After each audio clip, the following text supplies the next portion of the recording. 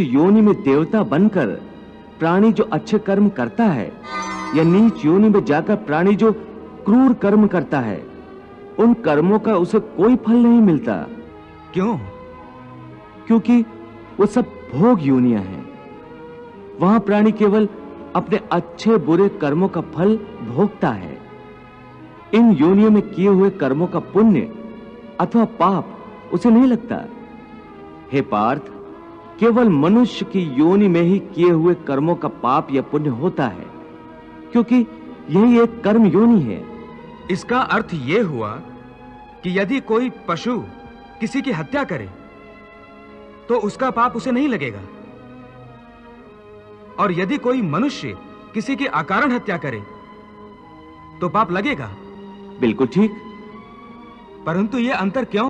हे मधुसूदन, मनुष्य का शरीर त्यागने के बाद जीवात्मा कहां जाता है? मानव शरीर के त्यागने के बाद मनुष्य को अपने प्रारब्ध अनुसार अपने पापों और पुण्यों को भोगना पड़ता है। इसके लिए भोग योनियां बनी हैं, जो दो प्रकार की हैं, उच्च योनियां और नीच योनियां। एक पुण्य वाला मनुष्य का जीवात्मा उच्च योनियों में स्वर्ग में रहकर अपने पुण्य भोगता है, और पापी मनुष्य का जीवात्मा नीच योनियों में नरक में रहकर अपने पापों को भोगता है। कभी ऐसा भी होता है कि कई प्राणी स्वर्ग नरक का सुख दुख पृथ्वी लोक पर ही भोग लेते हैं। इसी लोक में? वो कैसे? इसे तुम यूं समझो अर्जुन कि कोई संपन्न मनुष्य है, महल में रहता है, उसकी सेवा के लिए दास दासियां हर समय खड़ी हैं। उसका एक इकलौता जवान बेटा है जिसे वो संसार में सबसे अधिक प्रेम करता है और अपने आप को संसार का सबसे भाग्यशाली मनुष्य समझता है। परंतु एक दिन उसका जवान बेटा अचानक किसी दुर्घटना में मारा जाता है। दुखों का पहाड़ उस पर टूट पड़ता है। संसार की हर वस्तु उसके पास होने के बावजूद भी वो दुखी रहता है और मरते दम तक अपने पुत्र की मृत्यु की पीड़ा से मुक्त नहीं होता। तो पुत्र के जवान होने तक उस मनुष्य ने जो सुख भोगे हैं वो स्वर्ग के सुखों की भांति थे, और पुत्र की मृत्यु के बाद उसने जो दुख भोगे हैं वो नरक के दुखों से बढ़कर थे। जो मनुष्य को इसी तरह इसी संसार में रहकर भी अपने पिछले जन्मों के सुख दुख को भोगना पड़ता है। वाह प्रभु, वाह। हे मधुसूदन, अब यह बताओ कि मनुष्य अपने पुण्यों को किन-किन योनियों में और कहां भोगता है?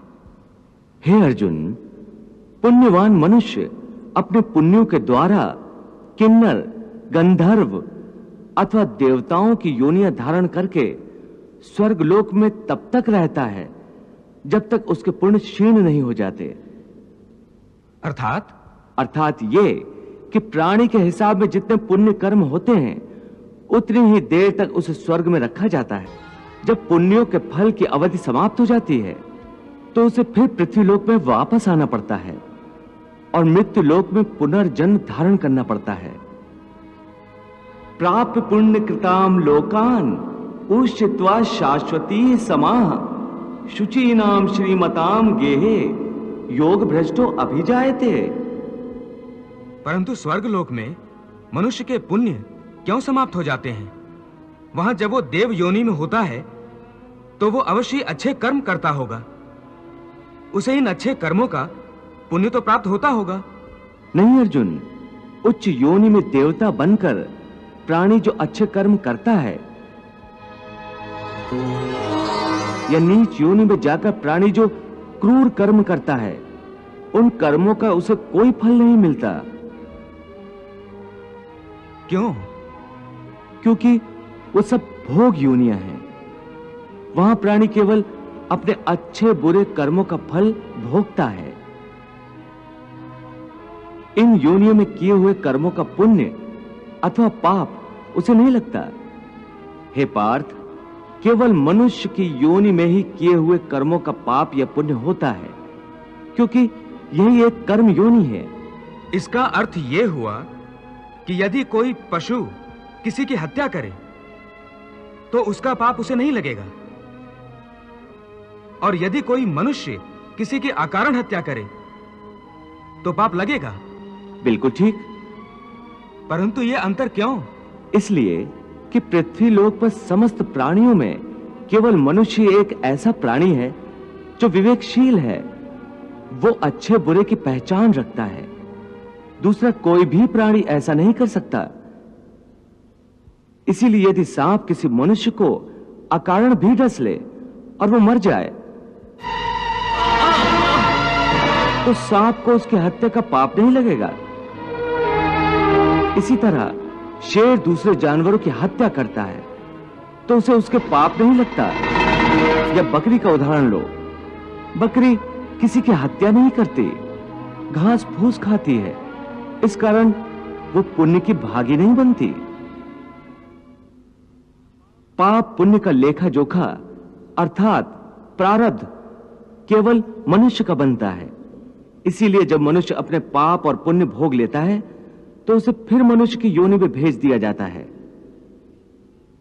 ते तम भुक्त्वा स्वर्ग लोकम विशालम क्षीणे पुण्ये मर्द लोकम विशंति एवं त्रिधर्मम अनुप्रपन्ना गतागतम काम कामा लभन्ते। अर्थात देवों की योनियों में जो मनुष्य होते हैं वो अपने सुख भोग कर स्वर्ग से भी लौट आते हैं। हां, और मनुष्य की योनि प्राप्त होने पर फिर कर्म करते हैं और इस तरह सदैव जन्म मृत्यु का कष्ट भोगते रहते हैं। हे मधुसूदन, क्या कोई ऐसा स्थान नहीं जहां से लौटकर आना ना पड़े और जन्म मरण का यह चक्र समाप्त हो जाए? ऐसा स्थान केवल परम धाम है, अर्थात मेरा धाम, जहां पहुंचने के बाद किसी को लौटकर नहीं आना पड़ता। इसी को मोक्ष कहते हैं। हे अर्जुन, मनुष्य जन्म का प्रधान उद्देश्य मोक्ष प्राप्त करना है, और यह मोक्ष केवल मनुष्य योनि द्वारा ही प्राप्त हो सकता है। इसीलिए मनुष्य के शरीर को मोक्ष का द्वार कहा जाता है। हे अर्जुन, मानव शरीर बड़ी मुश्किल से मिलता है। इसे यूं ही गंवाना नहीं चाहिए। देवता भी मानुष शरीर की आकांक्षा करते हैं, परंतु मनुष्य की विडंबना यही है कि वो इस शरीर को अर्थात मोक्ष के अवसर को गंवाता रहता है। सारी आयु भोग विलासों में बिताता है, यहां तक कि जब शरीर छूटने का समय आता है तब भी वासना उसका पीछा नहीं छोड़ती। हे अर्जुन, मृत्यु के समय जो वासना मनुष्य के मन में दृढ़ रहती है, उसी वासना के अंतर्गत मनुष्य का दूसरा जन्म होता है। यम यम वापि स्मरन् भावम त्यजति अन्ते कलेवरम तम तमे वैति कौन्ते सदा तद भाव भाविता। हे योगेश्वर, आपने मेरे कई प्रश्नों के उत्तर दिए। एक प्रश्न और पूछना चाहता हूं। सुना है कि मृत्यु के समय मनुष्य को बड़ा कष्ट उठाना पड़ता है, चाहे वो मृत्यु युद्ध भूमि पर किसी शस्त्र के घातक घाव के कारण हो या अपने आप आए। क्या मृत्यु को आसान बनाने का कोई तरीका नहीं है? हे अर्जुन, प्रश्न मृत्यु को आसान बनाने का नहीं है, बल्कि जीवन मृत्यु के चक्र से निकलकर मोक्ष प्राप्त करने का है। यदि मनुष्य मृत्यु के समय यह विधि अपनाए जो मैं तुम्हें बता रहा हूं, तो उसे तुरंत मोक्ष प्राप्त होगा और वो सीधा मेरे धाम को पहुंचेगा। वो गोपनीय विधि क्या है माधव? प्राण त्यागते समय अपनी सभी इंद्रियों के द्वार को रोककर तथा मन को हृदय में स्थिर करके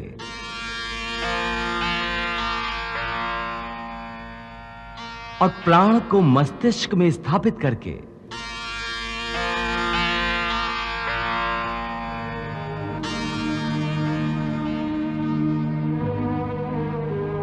परमा